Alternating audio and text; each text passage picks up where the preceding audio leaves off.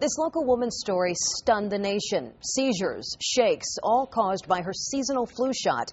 It is a story you saw first on Fox 5. A Redskins cheerleader ambassador left disabled, suffering dozens of seizures every day, and that was before she took a turn for the worse. But a controversial doctor in North Carolina is turning her life around. Fox 5's Claudia Coffey takes us along the road to recovery.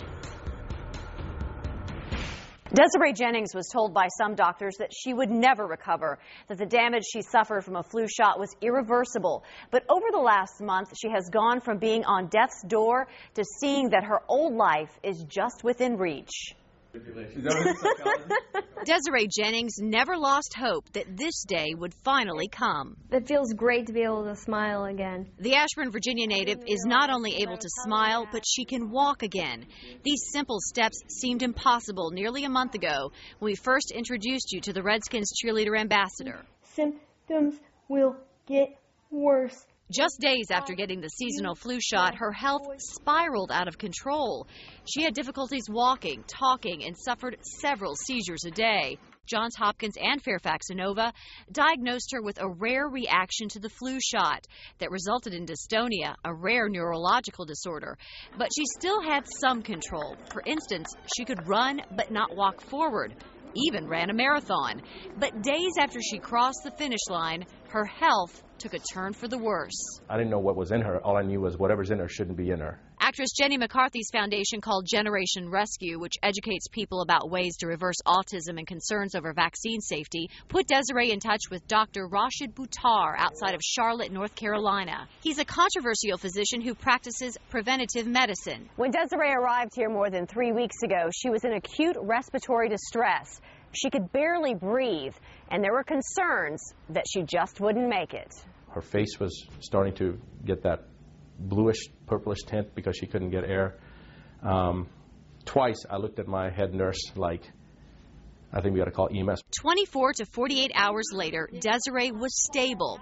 And when we paid her a visit, she was walking and laughing and seemingly on the road to recovery. Overall, I think my spirits are higher. I definitely feel like I have a positive future and that hopefully all of this will get better. She's no longer having any seizures. She can speak perfectly normal whenever talking about the past or the future.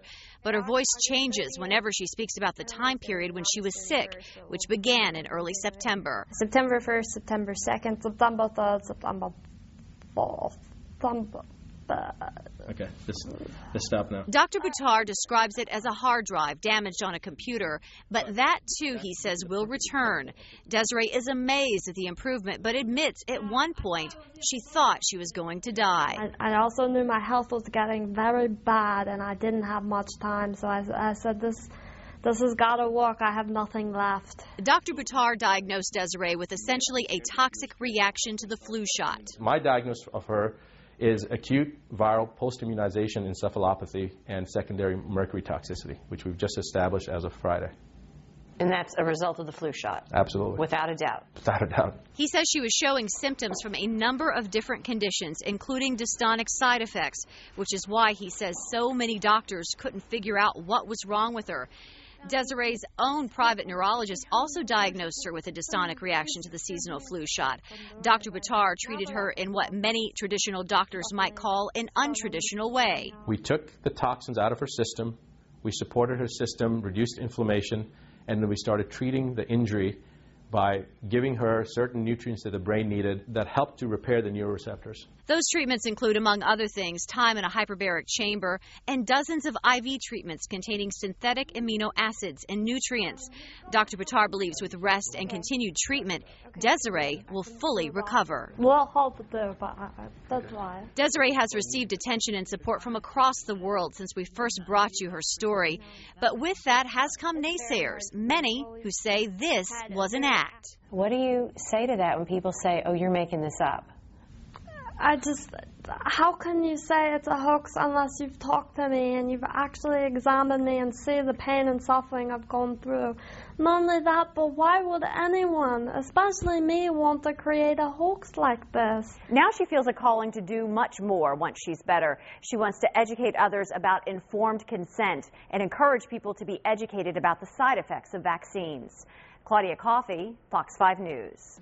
Since 1999, the North Carolina Medical Board has made multiple unsuccessful attempts to restrict Dr. Buttar's license. Most recently in 2007, when complaints by 4 people, family members of former patients, were brought forward. A new hearing is scheduled at the end of February. The board is seeking again to restrict his license, as well as charge him with unprofessional conduct.